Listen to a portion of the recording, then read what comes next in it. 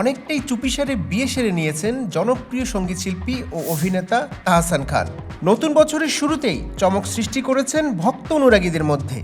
সুখবরটি দিয়েছেন তাহসান নিজেই। তাহসান খানের দ্বিতীয় স্ত্রী উম্মে হাবিবা রোজা বাংলাদেশের বরিশালে বেড়ে উঠলেও পড়াশোনা করেছেন যুক্তরাষ্ট্রে।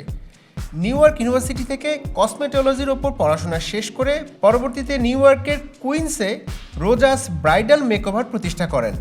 তাছাড়া তিনি 1 দশকেরও বেশি সময় ধরে বাংলাদেশ এবং মার্কিন যুক্তরাষ্ট্রে উভয় দেশেই ব্রাইডাল মেকআপ আর্টিস্ট হিসেবে খ্যাতি অর্জন করেছেন।